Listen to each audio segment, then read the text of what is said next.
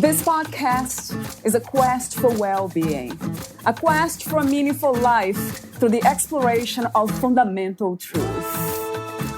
Enlightening ideas, insights on physical, mental, and spiritual health.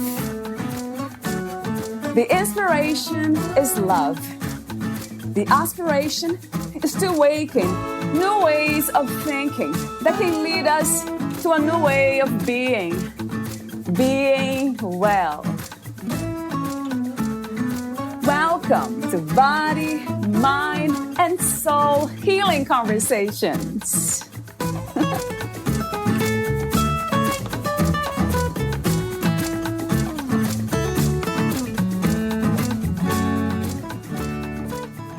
Spend time each day recognizing when your thoughts turn negative. Take time to switch those thoughts into positive ones. More than 100 colorful pages offer dozens of engaging prompts to help tweens and teens explore ways to maintain a positive outlook on life.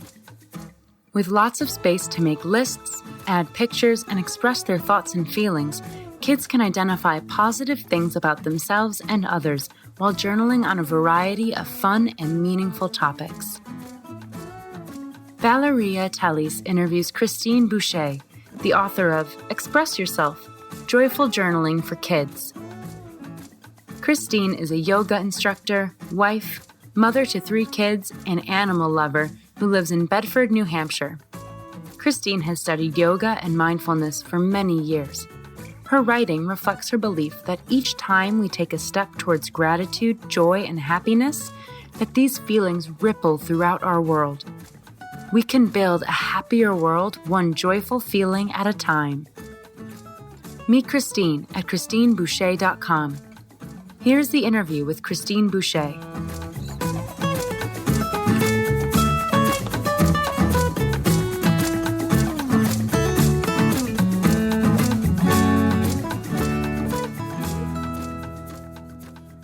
In your own words, who is Christine Boucher? I am a mother, a wife, a writer, an accountant, and I'm a yoga practitioner. I wear many hats, and I'm a seeker. What are you seeking? Well, I started really searching for truth and spirituality when I was about 25. I'm 48 now, and I was raised in a very strict Christian household, which was fine, but there were some things that didn't sit well with me, and I was questioning the fear that was instilled in me and questioning just some deeper thoughts about people and about different ways and about different lives and different styles. And I wanted to look for myself and find the truth for what I felt was truth, because some of the things just didn't sit right with me. Right. But that's where it started. And then I learned so much along the way on how a gratitude practice really changed my life. And I just started reading and researching and learning. And it's just been an incredible process. Would you say that was being filtered through your intuition? Your intuition was saying something else? Yes. Yeah, that's exactly right. Like it just felt wrong. There were just certain things. There's a lot of such beautiful goodness in Christianity and in the Bible, and there's wonderful, wonderful things, but there's also a lot of fear put in place. True. And judgment, I feel, on other people, which is not really my place to judge. And so I knew young that certain things that did not sit well with me, and I did not accept those things, but I wanted to learn for myself, and I did things like I researched the entire Bible, not only, other works, but but the Bible itself, because I wanted to know for me. So those were some of the starting places that I started when I was younger, but it's morphed so much since then. So what do you love most about being a mother? And also, what are the challenges that come with it? Well, I love being a mother because honestly, my kids have been my biggest teachers. And that's actually like at the beginning of my book, in my dedication, I wrote to my kids, they're my greatest teachers. So they've taught me so much about how life is, and I've watched them grow, and I've learned how to, from mistakes of being a mom and by the things that I've done right by being a mom, both. It's quite a journey. It's nothing that I don't think anybody can prepare you for. You're like, you think it's going to be one way and it's completely different. But it is quite a journey, and there's a lot of joy in it. Yeah. The hard part about being a parent is you have to let go and sometimes let your kids work through really difficult situations on their own, because that's how they learn. And so you can be there for them. You can be that supporting background, but sometimes you have to watch them hurt. And that's not easy to do. And you have to step back and allow it. You know what I mean? It was safely. I mean, it's not the big, obviously if it's very tragic, or very intense, you have to get involved. But there's some things you have to let them learn on their own. That must be a challenge, right? It's hard, to allow them to learn, what they need to learn on their own. Right? And knowing that they're hurting, you know what I mean? Like you want to swoop in there and fix it all, and you can't. Yes. I love the way you called them your teachers, my greatest teachers. They are. I can imagine, that being very much true. Yeah. So joy, we use that word a lot. I use that word a lot, and I love using it, and not just the word, but what it represents. So my question to you is, what is joy to you, and how is it different from happiness, if it is, from your perspective?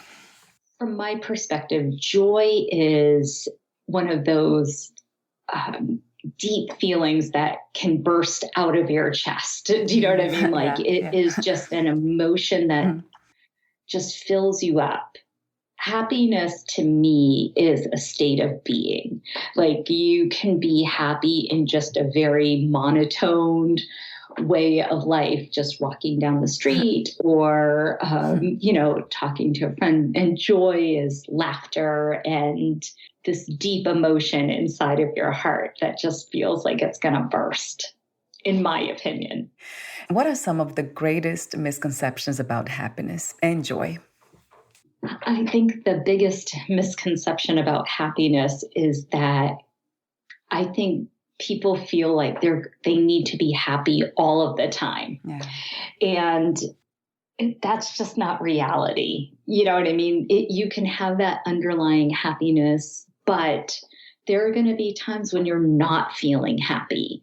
And you have to be okay with those emotions too. Those emotions are pointing you in a direction that you need to work on, in my opinion. So when you're feeling sad, I don't think you can push down that sadness until you acknowledge why you're sad. And that leads you to feeling happy again, because once you deal with that emotion and deal with what's causing that sadness, then you can move forward and be happy. My other warm-up question is about the purpose of life. What do you think is the purpose of the human experience? In my opinion, the purpose of the human experience is to learn. It's to grow. And every instance in your life is a way to elevate yourself and elevate your soul. So I feel like the journey of being human is working through the really hard stuff, working through the really great stuff, but they're all lessons. Do you believe in life after life? I do. I believe we just keep on going. That's just me. But I think that we shed this shell and we move on and we learn in a different shell. Yeah, And I love the way you say that. I was like, that's how I feel that that's true. I have no proof of that, but that's just my feelings. What is freedom to you, and what is to be free? Yeah, I think being free and freedom is having the ability to think for yourself, to express your own emotions, and to truly be who you are, letting go of what other people's expectations are of you. When you're trying to live your life based on what other people expect of you instead of what you want, you're locked in a cage. So to me, freedom is following your dreams, following your goals. And yes, there's the reality of I have to pay the bills too. You know what I mean? I have to take care of my children, and I have to, I don't have to be a wife. I choose to do that. And I'm happy to do that. But with that comes some things that are just, basic obligations. But if you're living your life based on what everybody is expecting of you instead of what you feel is right for you, then you've lost that freedom. So it's truly being your authentic self. I know everybody uses that term, but it is such a true statement of being yourself and being free. How do we know when we are there, being authentic? And with that in mind, also, how do we balance being authentic in the sense of being ourselves and also connecting with others? Yes, that's a good question. I think authentic is just being real. And I think you have to balance that with, like, if somebody comes to you and says something and you don't really agree with what they're saying, you don't have to have an argument with them about that. So maybe you're not jumping in and saying, no, I feel like that's wrong, and maybe that authentically is true to you, but it's also knowing when you can just pause and not say anything. You know what I mean? Right. In a sense, you don't have to argue and force your way or force that on anybody else. You just have to know where you stand personally, right?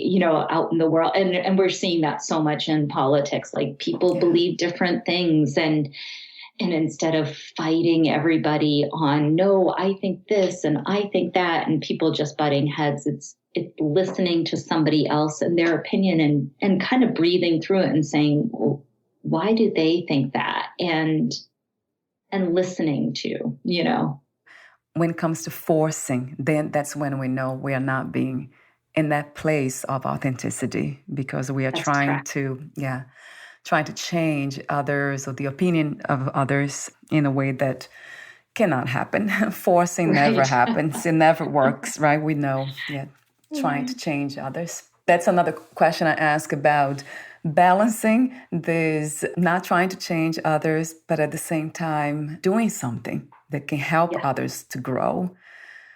Wow, it takes wisdom, doesn't it, Christine, to do that? It really does. And I think people have to be ready for that. So even for my own kids, I know that, do I think a meditation practice would help my 17-year-old and 19-year-old? Yes, I do. Have I tried to teach them these things throughout their whole lives? Yes, I have. Do they do those things? No, they don't right now. But the window is open and they know it's there. And I know that someday when they need that tool, they'll use it. I think it's a two-way street. They have to be ready for that change or that knowledge. And that will, I know it will happen, or maybe it won't. You know what I mean? Right. Like my husband, it's not for him. But he is very happy, great guy. Do you know what I mean? Like, so it's like that, he doesn't need that, but some people do. And I feel like when they're ready, it will be open to them. What it takes for us to be ready to learn certain things and to grow does always take suffering from your perspective? I think suffering and sadness and the things that happen to us that are not great. I think they open the doors to move forward. And, it's like you always hear you hit rock bottom and there's no place to go but up. So I do think that sometimes it's too much and you need help, but sometimes those terrible life experiences that do happen can open up doors. You wrote the book, Express Yourself, Joyful Journaling for Kids and Teens, right? And that's not the title of the book, but you included teens too. How did you become a writer, and what was the inspiration and intention of writing this book? Okay, I became a writer, honestly, officially when this book was published, but I've always written and I've always wanted to be a writer. It wasn't practical to my family for me to go to school and get a degree in writing, which is what I wanted to do, creative writing. So I became an accountant. I had to pay, it's like I, chose business and it was practical and I did that for a long time, but I had worked on this book. I thought about it when my kids were little. Like I said earlier, I had started a gratitude practice when I was about 26. I had heard of, writing 5 things down every day that you're grateful for. And in time, it really changed the way I looked at the world. Like I started seeing more and more things to be grateful for, and it made me feel better. Just every day I felt better. And I really thought it was an important practice. So I wanted to teach my own children this at a much younger age. I'm like, wouldn't it be great if they knew how to do this, not at 26, but at, 5 and 6. And I bought them cool notebooks and colorful pens. And I was like, just write down a few things that make you feel happy. And it was like homework to them. They were so bored and they were like looking around and they're like, I'm grateful for my desk and my pen and air. And I was like, oh my God, they don't get it. Right. So I scrapped that idea and I looked for things like other books and journals to kind of help them. And a lot of the journals, they're beautiful and colorful, but they are blank. I am happy and grateful for blank. Right. And I was talking to a teacher and she was like, keep your kids writing all summer. And I was like, oh no, how am I going to do that?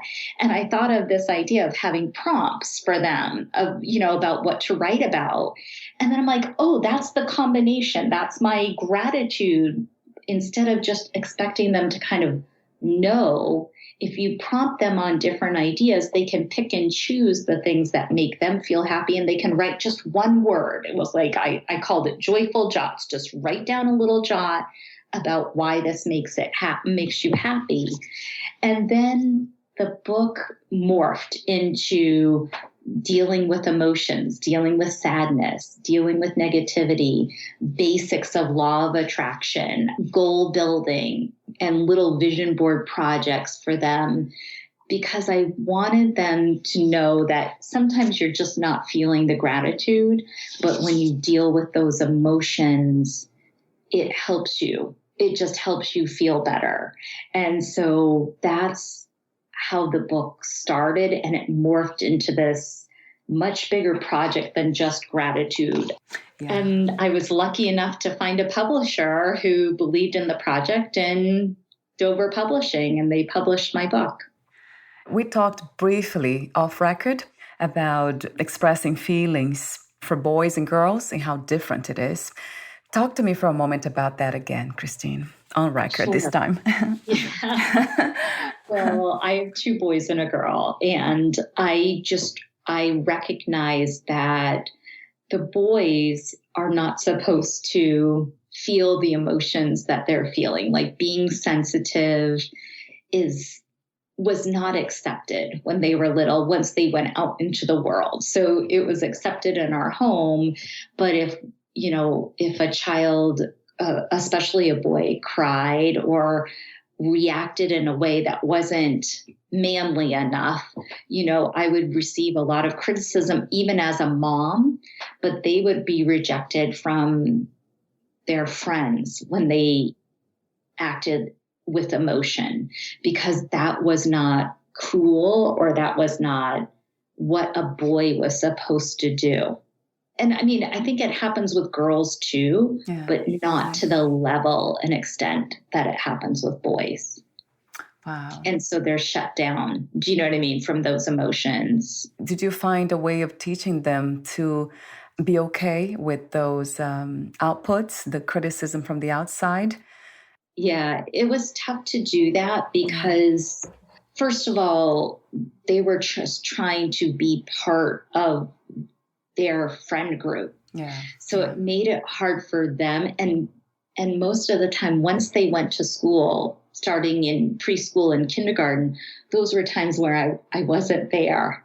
Yeah. You know what I mean? It was them out in the world. Right. At home too. It's like at home, we never told them not to cry. And you know what I mean? Like we never did those things, but it's complicated. Do you know what I mean? Because once they're out there, there's things you have no control over.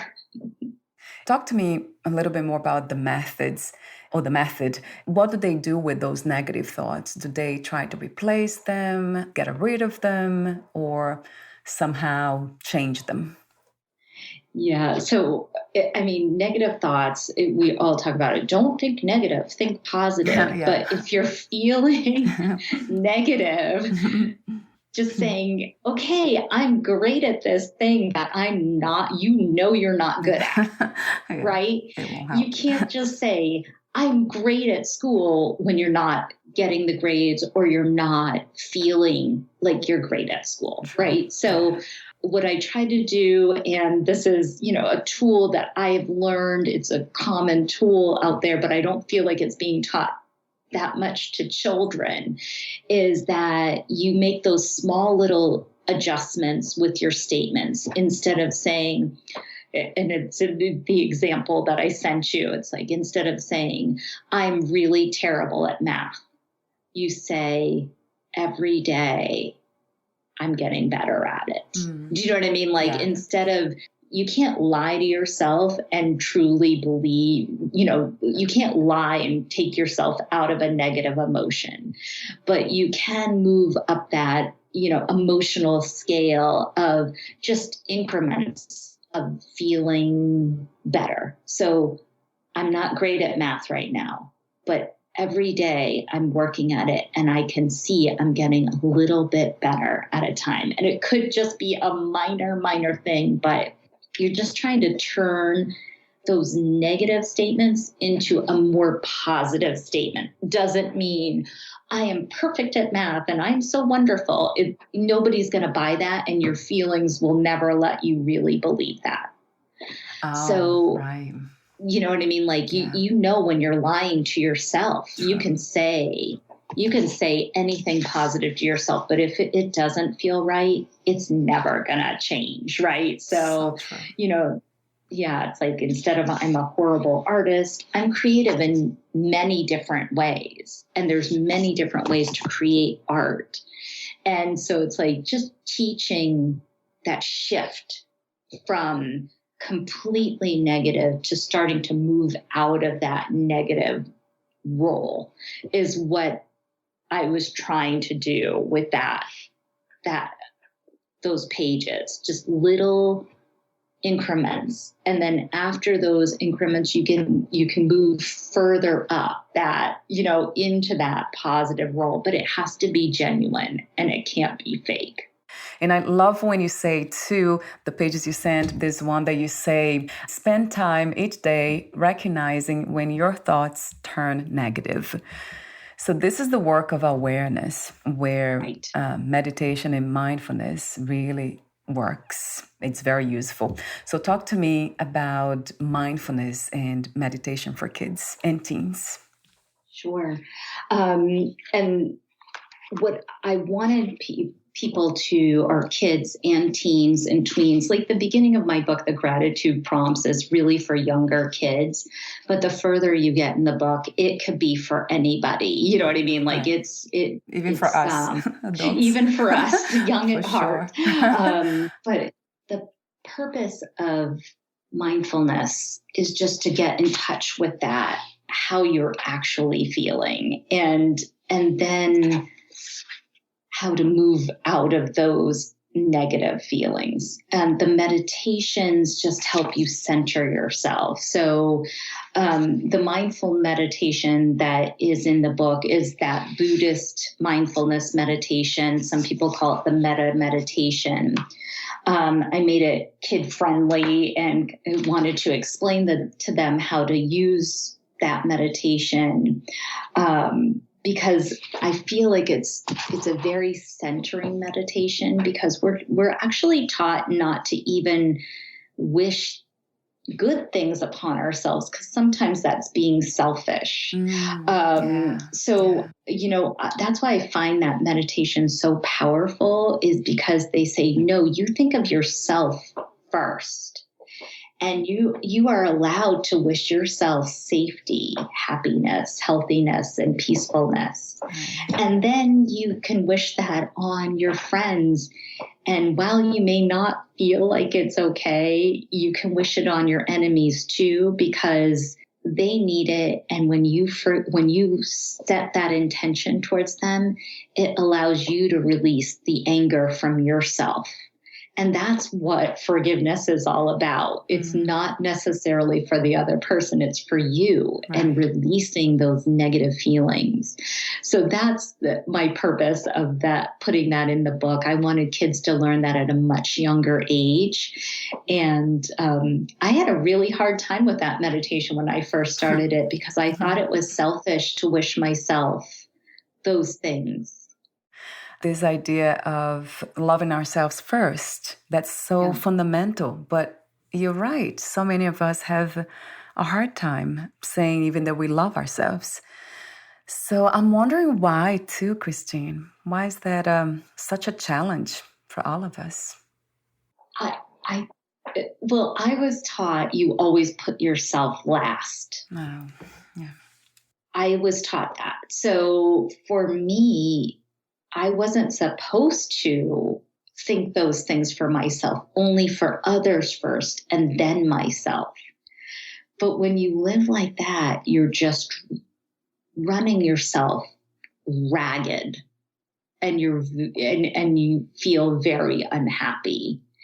And the reality is yes, you deserve absolutely to feel safe and happy, and to be healthy, and to have your dreams come true. You really have, you have, that's what we're doing here, in my opinion. Yeah. And you want to bring everybody along with you. You want your friends to feel that way, and you don't want to see harm even to somebody you don't like. Right. Let them be happy. And, it's like, and I truly believe when we feel better about ourselves, it makes our world a better place.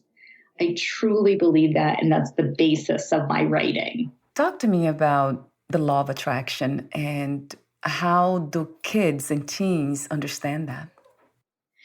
Yeah, I wanted this journal to be a introduction to the law of attraction.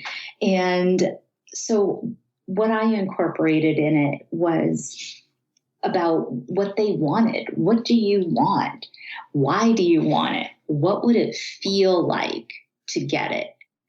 And so I wanted them to focus on that and how it would feel, because when you feel that, the law of attraction doesn't work if you're just kind of stating facts. Yeah. It works when you are feeling like you actually have that thing.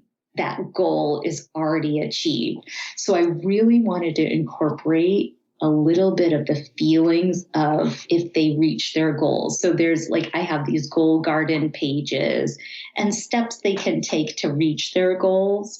And then I have pages of something I dream of doing or having is because, and to have my dream come true would be like, what would that feel like to you to have that actual dream come true? So once again, it's about addressing the emotions and feeling it and having that sense that it's something you can really do. It's like there's steps to take. It's not just going to come to you by sitting down and doing nothing, but you can have it and you can achieve it. Your book is titled Express Yourself. But then when we talk about expressing ourselves, you talk about feelings a lot. So Right. That makes me think that being humans, that's what being a human is all about. I agree. Feelings and I agree. emotions, right? Yeah, I agree. But we're taught that that's not. Right. Yeah. We're taught to suppress them. Yes. And so the book really does focus on feelings and working through emotions. And it does, I do have those I am statements there for when they're ready, kids are ready for them, because when you do get on a roll of thinking positively and feeling positively about yourselves, it's good. But like you said, you have to believe it first. Yeah, right. And, it's like I talk about what you want in the world, you have to put out there. So if you want love, you have to put out love. If you want friendship, you have to be a good friend. So those are just little things. So I have a few more questions for you. Those are the ending questions. Would you like to add anything or read a quote or a passage in your book? Well, my dedication was to my husband, Dan. Thank you for your unwavering love and support. To my kids and greatest teachers, Jason, Ryan, and Sharon. To Lisa, Suzanne, and Diane for helping me turn my dream into a reality. And to Katie and Whiskers, who sit by my side while I write, my dog and my cat. That's cute. And then in the book, throughout the whole book, there's quotes on every page, one or two quotes to kind of hone in the ideas of what the pages are about. And and I'm writing a young adult fiction book series. And once again, it's about empowering. That empowerment is weaved throughout the books.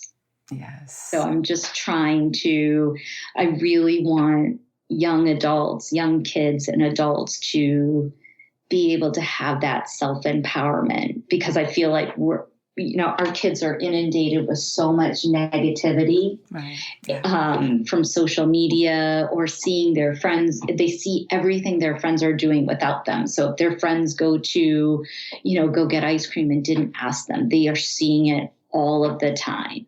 And it's being inundated in them. It makes them feel bad. So I focus on trying to help kids feel that empowerment inside of them. Yeah. Thank you, Christine. What a beautiful work. Yeah.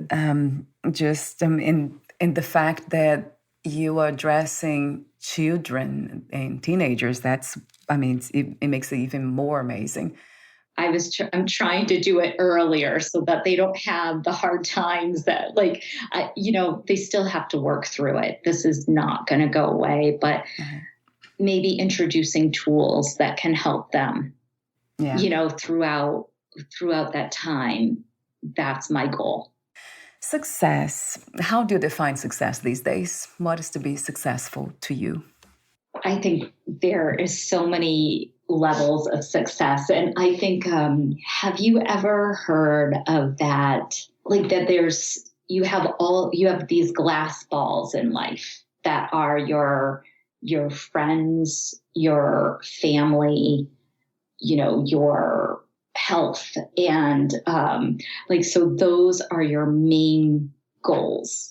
And if one of those balls breaks, you are unhappy. Your job could fail and you can still be happy, but your relationships, your health, your friendships, those are the basis of life. And you can always make more money. You can always get a different job.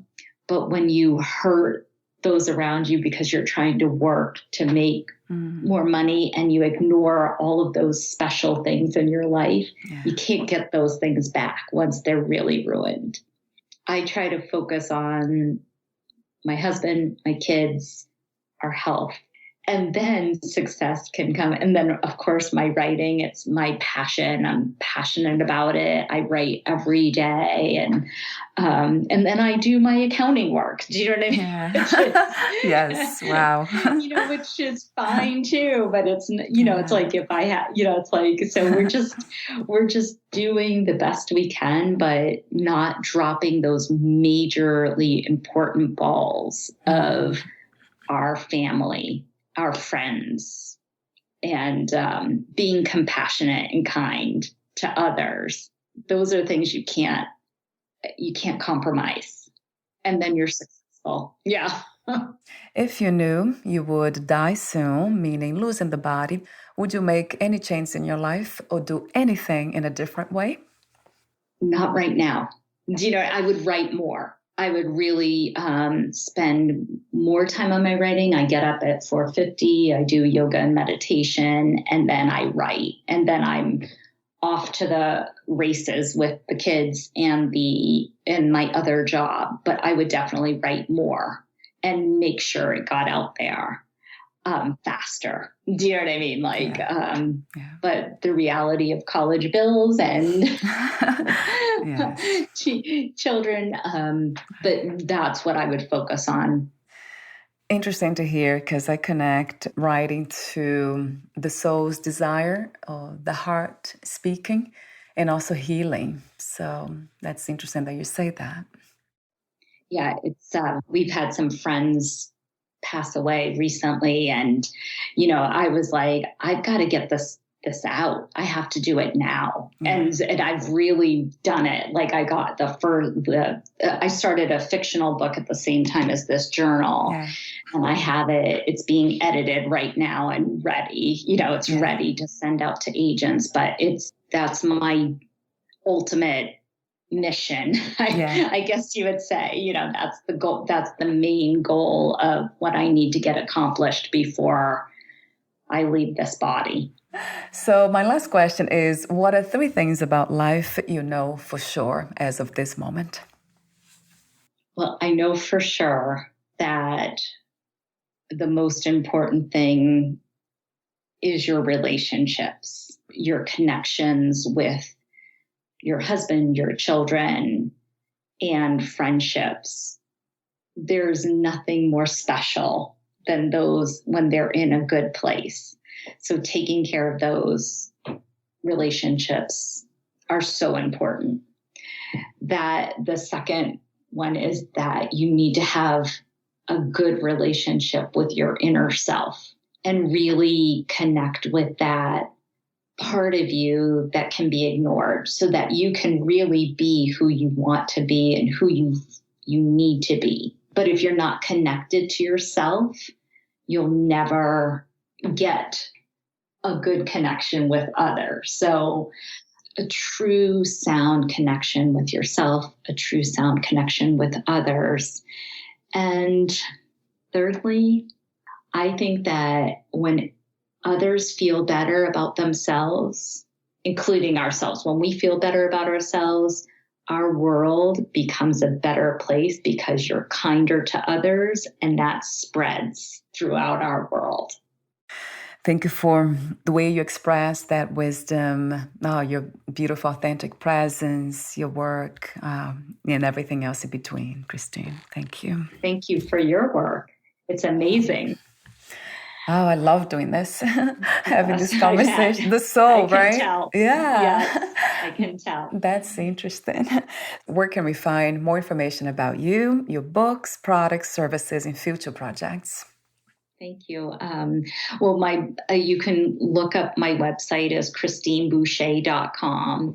I'm on Instagram, Christine Boucher author or Christine at Christine Boucher author, and reach out to me. I'm on Facebook too. I have a Christine Boucher author Facebook page, but I love to hear what's happening. You know what I mean? I love when people reach out, and I'm happy to communicate. And my future works, we'll see where they land. Right now they're being edited, and I'm hoping for an agent and a publisher that can support me. Dover's great, but they don't do new fiction. So it's a new process for these next books. But every day I'm working towards my goals. Yeah. And this is what it's all about too. Yeah. The feelings and the goals, right? And the journey. Yeah. And the journey, right? That's right. I know. Yeah. I love this idea of setting goals one by one, but enjoying every step and not focusing too much.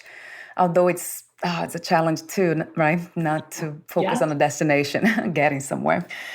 Every day when I wake up to write, I'm like, you only have, sometimes I'm tired and I don't feel like doing it. And I'm just like, just do 15 minutes. And then I find myself an hour later. Do you know what I mean? Yes, right. You get, so I just, every little step, every day moving forward. Thank you so much again, Christine. Thank you so much. We'll talk soon. Bye for now. Definitely. Thank you so much. Thank you.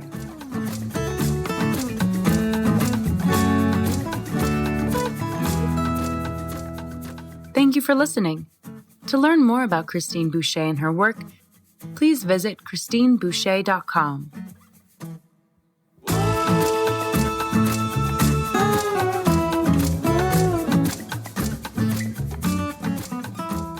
To learn more about this podcast, please visit fitforjoy.org/podcast. Thank you again for listening, and bye for now.